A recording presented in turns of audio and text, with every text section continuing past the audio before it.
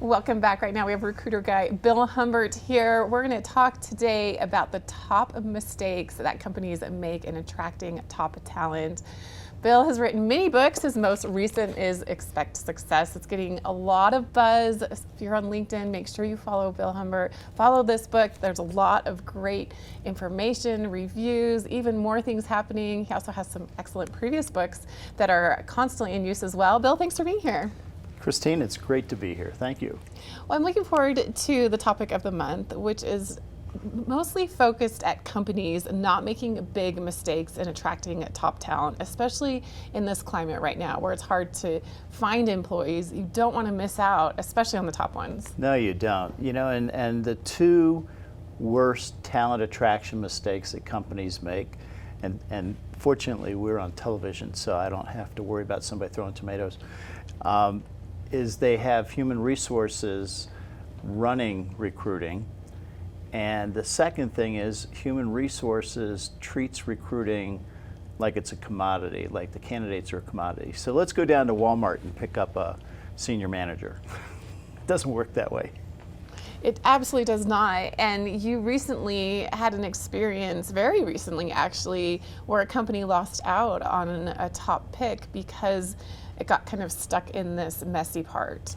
It did. I was at a leadership meeting Monday evening, and a manager found out what I do, and he's working with a San Francisco Bay technology firm, and he found a candidate in Park City who is a perfect fit. And the candidate wanted to come to work for him, and he wanted them to come. But unfortunately, human resources waited too long. And he told them last Monday, a week ago, that he needed to have a decision by this past Monday, and HR couldn't make it happen. And so they lost the candidate, perfect candidate. Oh, that's such a hard story to hear.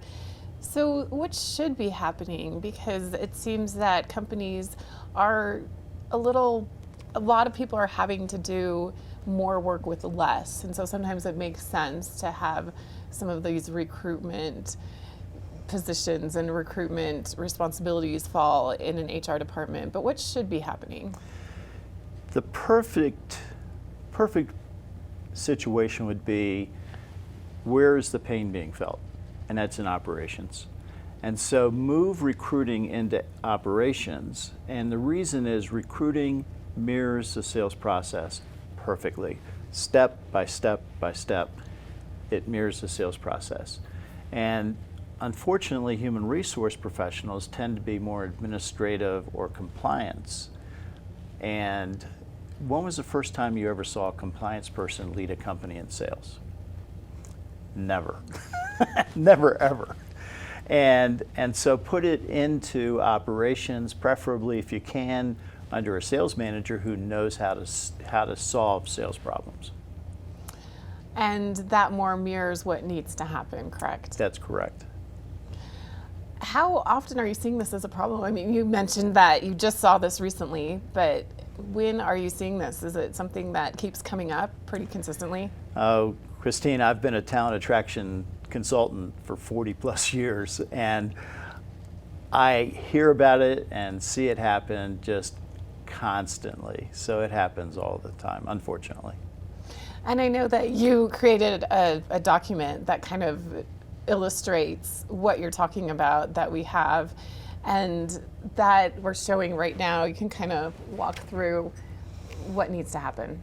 So when you look at the left side, that's the sales process, and the right side is the recruiting process. And you know, it would take too much time to read the whole thing, but the highlights are on the right side. You know, you're creating your job description, and the job description has to be on target, because if it's not on target, then you're going to hire the wrong person. And the interviewing process, so few managers that I've worked with have been taught how to effectively interview candidates, and therefore they're selecting people by their gut. And I tell them, when I hear them tell me that hey, guts are great for processing food, but not so good for selecting the right person. And as you see going right down through the entire process, the whole process mirrors the sales process all the way through retention of new employees. So it's being very aware that this is a part of your company that needs to take priority. It is. It is. If your company is going to grow and what you're trying to do is determine who the best person is for this particular job, and they may not be a total cultural fit, because that's the value of diversity. You have people who think differently and sometimes act differently. As long as they don't disrupt things, they can get the job done. And when you see this process break down like that, how frustrating is it for you as a recruiter? Well, if it's my client, then it's, but when it's somebody else's client, I just go, I'm glad that they have to deal with it and not me. But, it's hard for me to hear that people are treating candidates sometimes the way they do and expect to hire them. Right, and which is a great reason to read your books, to connect with you. And in fact, speaking of this book, you have a really busy month coming up. I do. October 14th, I'm at Dolly's from 5 to 7 doing a book signing and meeting people and answering their questions about their career search. And then on October 21st, I'm in East Aurora, New York, outside of Buffalo, at the Bookworm, and I'll be meeting people from 5:30 to 7:30 there at the Bookworm in East Aurora, New York. And I've got an association that I'm creating for them training modules, 12 training modules that mirror that sales process that we just saw. And where can we connect with you and find your books, all these things? Recruiterguy.com. I'm easy.